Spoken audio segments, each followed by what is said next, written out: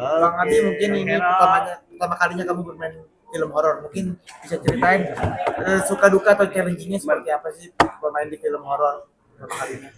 Sebenarnya apa ya? Semua project itu udah pasti ada challenge-nya. Sini gue bantuin deh, nih. Masya Allah, baiknya. Eh, ya. Dah. Sebenarnya semua film ada challenging-nya gitu. Nggak semata-mata beda genre, beda tantangan. Nggak, semuanya pada punya tantangannya masing-masing karena ceritanya kan berbeda ya. Gitu cerita dan apa yang pengen dibangun itu kan berbeda. Jadi sebenarnya kalau tantangan ataupun challenging, mungkin challengingnya di film ini adalah gimana caranya gue bisa nimbulin psycho dalam karakter gue yang agak psycho tipis-tipis. Tapi ini kan pengalaman pertama kali main di film horor ya. Mungkin sempat ada wejangan dari Umi terkait lokasi agar tidak melakukan hal-hal yang dilarang terkait misalnya nih jangan mengucap sembarangan gitu kan. Enggak sih, enggak ada. Sebenarnya gini, apa ya? Orang-orang tuh mungkin banyak kemakan stigma bahwa kalau film horor syutingnya di tempat horor. Padahal sebenarnya enggak gitu loh. Mungkin bisa kebalik syuting film drama tapi tempatnya yang horor gitu. Dan menurut gue pun di mana-mana tempat juga horor gitu loh. Karena emang penghuninya juga ada di mana-mana ya. Cuman kalau wejangan sih enggak ada ya. Maksudnya Umi juga udah paham kali dengan gue yang cukup sopan untuk di tempat-tempat baru, enggak banyak bertingkah. Tapi sempat merasakan kayak aura kayak gitu. Atau diganggu nggak sih, kan biasanya kan stigma film horor tuh kalau syuting ganggu. Ya enggak sih, kalau pengalaman atau apa ya bisa disebut dengan pengalaman sih enggak ada ya. Pengalaman horor selama syuting enggak ada. Karena ya itu gue bilang tadi, kita syuting di tempat yang enak, kita mulainya dengan baik, kita pun juga berdoa sebelum memulai syuting. Jadi menurut gue itu salah satu jalan yang baik untuk memulai syuting sampai akhirnya tidak terjadi apa-apa. Kalau dari dukun itu sendiri, apa sih yang lu bayangin gitu? Sebagai dukun kan, dukun sekarang itu kan banyak pakai sembur-sembur lah, makamit lah, kalau seperti apa? Sebenarnya bukan gue menjadi dukun, gue menjadi anak dukun, tapi terkait hal itu sebenarnya gini ya, apa ya, mungkin dukun yang komat kamit nyembar itu mungkin dukun yang lama kali ya. Kita kan nggak tahu tuh apa peradaban perdukunan tuh seperti apa, kan kita nggak ngerti karena kita nggak ngikutin situ kan, karena kita nggak pelajari. Tapi yang apa ya, nyembur tuh nggak ada sih, lebih ke bermain dengan boneka, dengan air kembang, dupa dan lain-lain. Dan persantetan ini kan belakangan ini viral juga dan guna-guna ya. Iya. Nah, mungkin lu sendiri percaya nggak sih dengan hal-hal seperti itu? Kemarin seperti gue ngebahas salah satu podcast, intinya gue percaya, tapi gue nggak percaya kalau sampai bisa membawa ke arah kematian. Karena sangat membingungkan aja di mana perdukunan dan santet itu bisa ngebawa kita ke arah kematian sih, menurut gue aneh gitu. Masa takdir bisa dibayar sih, kan enggak ya? Tapi lu kan agak kontra nggak sih, kan lu yang biasa dengan religi terus berkontra sebagai di dukun itu, walaupun lu kan jadi dukunnya gitu, ada kontra nggak buat dia? Enggak sih, dibilang kontra sih enggak ya, karena menurut gue hal seperti itu menjadi satu sih, kayak ini tuh bisa menjadi perjalanan spiritual gue juga dalam apa ya, mengimani keagamaan. Karena sebagai orang yang beragama dan sebagai orang yang meyakini dengan ketuhanan dan keberagamaan, dengan meyakini mereka ada pun, itu juga udah menjadi menurut itu udah menjadi apa ya, salah satu jalan untuk gue membenarkan keimanan gue, karena emang ya percaya dengan apa yang Tuhan sudah rancang gitu. Karena kan juga sama-sama Tuhan. Ini zaman sekarang kan perbedaan boleh dibilang sebutannya paranormal ya. Paranormal dengan Ustadz itu kan hampir mirip. Ya. Nah, melihatnya seperti apa sih? Gimana ya, ngeliatnya sih kayak ya udah aja ya. Maksud gue gini, perbedaan itu akan selalu ada gitu loh. Apalagi dalam suatu konteks ataupun dalam satu garis lini yang sama, biasanya itu selalu bakal ada perbedaan. Karena mungkin mencari sensasi, mencari arah baru yang akhirnya mencari perhatian orang-orang. Dan gue pun nggak perlu menanggapi hal yang seperti itu sangat serius dan sangat didramatisir, karena emang ya itu akan selalu terjadi gitu. Ya, lu bermain sama senior nih, lu itu sembari belajar juga masih di dalam dunia acting. Jelas belajar banget, bahkan maksudnya nggak harus main sama senior pun, yang di bawah gua ataupun yang setara sama gua pun akan tetap mengambil apa yang bisa gua ambil dari mereka, karena ya ruang belajar itu kan nggak pernah mengenal batas ruang yang berbeda. Kita pun bisa belajar dimanapun, gua bisa belajar dari kalian juga. Dan dalam dunia peraktingan ataupun dunia aktor dan entertainment ini emang bener-bener ruang belajar itu bisa dilihat dan bisa dipelajari dari kapanpun dan dimanapun gitu. Ada kesulitan nggak ya menyesuaikan dengan para senior nih? Mungkin seperti apa kesulitan?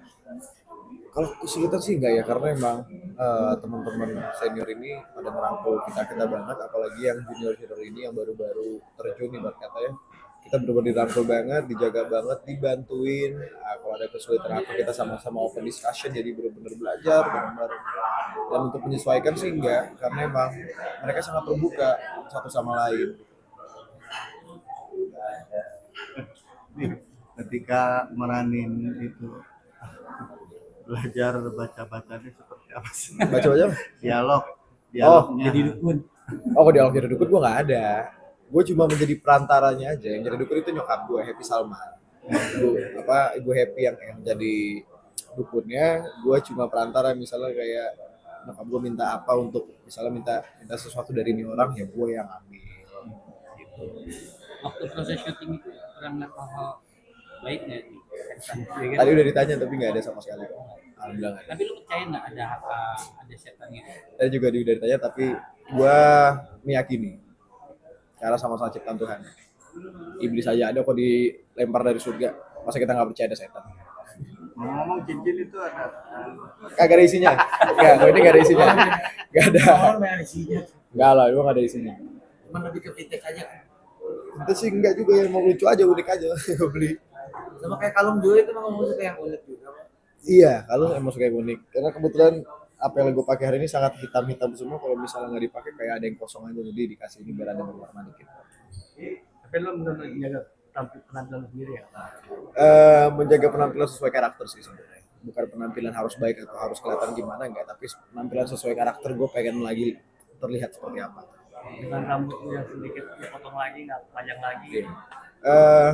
Jadi karena emang kemarin habis ada proyekan juga, jadi pengennya panjang lagi, pengen banget gondrong lagi. Cuman ya itu mungkin resiko menjadi apa ya, seorang Pemeran. pelakon film. Jadi kayak apapun kalau emang request seperti ini ya ayo, karena kan kita ini pelayan kan, melayani apa permintaan sutradara. Tapi kadang Ada nyesel nggak perang, sih? ada perang untuk lo cari botak gitu, lo siap nggak? Yang diguna-guna istri muda ini dapat botak, tapi bukan yang botak abis banget, bukan yang gundul licin, tapi masih ada rambutnya tipis 1 sampai 2 cm. Tapi kan biasanya kalau di film itu cuma pakai wig doang ya, botak doang biasanya. Kalau lo sendiri di full abis gitu. Sempat ada tawaran nggak? Belum sih, alhamdulillah ya. Kayaknya emang udah jarang sih yang benar-benar ngambil apa, ada cerita tentang yang orangnya sampai botak banget, kayaknya udah jarang. Cuman pun kalaupun ada, ya kita coba aja, kenapa enggak. Tapi lo lebih senang rambut lo gondrong daripada sedikit. Iya, kalau untuk kehidupan pribadi gue sukanya gondrong. Suka nyesel nggak sih? Kayak ibaratnya kayak rambutnya udah dijaga sambil gondrong terus dicukur sampai Nyesel sih enggak ya, karena ya dengan gue lakuin itu kan gue juga dapat duit ya. Gue juga dapat uang, dapat ini, ya dibilang nyesel sih enggak, karena timbal balik aja. Tapi ini sosok orang yang pakai rambut panjang itu konotasinya kan jelek. Kenapa lo lebih suka gondrong? Apa ya, kayaknya nggak ribet aja gitu. Menurut gua orang gondrong tuh punya karakter sendiri gitu loh, bisa, dan nggak ribet aja menurut gua. Kalau emang lagi nggak pengen digerai ya tinggal ikat, simple, udah kelihatan rapi. Kalau emang lagi pengen nggak kelihatan rapi, lepas aja udah, ya udah simple aja udah gitu. Jadi kan dibilang pro metal gitu gimana nih? Mungkin itu apa ya, mungkin itu stigma orang-orang lama kali ya, orang-orang dulu, orang-orang yang mungkin sekarang 40-50-an gitu. Kalau ngeliat mungkin orang-orang gondrong jatuhnya buruk aja menurut gue. Padahal kan sebenarnya enggak ya. Apa ya, maksudnya masa personality cuma dinilai dari apa yang kita tampilkan doang. Makanya tadi gue bilang gitu, apa yang gue sedang lakukan ya itu karakter gue. Misalnya kayak sekarang ya ini karakter gue, di saat berpenampilan seperti ini ya ini yang apa yang menggambarkan sosok karakter gue. Tapi kalau dikasih semua warna-warna, Pernah waktu gue sempet botak itu pas lagi di film ini, beberapa minggu sebelum syuting itu gue sempet cat warna rambut gue jadi pink. Jadi pink, cuman emang gak lama karena cuma kerjaan doang gitu, ada kerjaan suruh pink ya udah kita pinkin aja udah.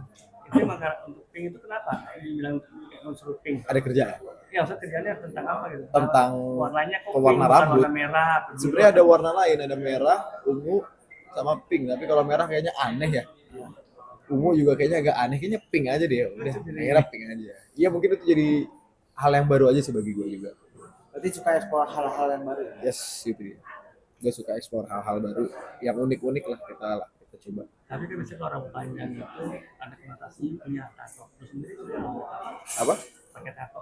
Gue sendiri alhamdulillah nggak ada tato sama sekali, meskipun gue sangat pengen, tapi gue tahu dalam diri gue kalau gue nggak akan bisa bertato dan bertindik. Dan tanggapan lo tentang orang-orang yang bertato seperti apa, Bu? Ya nggak apa-apa, silahkan, itu pribadinya mereka, silahkan bertato, keren tato menurut gue. Gitu. Pun kalau misal tato dihalalkan dalam agama, gue juga akan bertato, sangat-sangat bertato. Tapi kan karena gue tahu batasan gue, kalau gue tidak akan bisa, jangan dipotong-potong ya. Kalau gue tidak akan bisa bertato, jadi gue akan bertato. Juga tato yang dari India itu yang warna Henna-henna ya. henna itu. Pernah waktu itu henna, cuman ribet aja gitu ngegambarnya, terus ngeringinnya lama. Jadi kayak udahlah, gue malas lama-lama, mending gak usah sekalian, atau mending gue beli sleeve gitu yang tatoan tuh. Kayak gitu tuh. Mungkin kalau henna kan sulit buat cewek. Iya, ini cuma buat cewek. Tapi nggak apa-apa juga kalau pakai itu juga. Nanti di premier mau ngajak Umi nonton bareng nggak sih?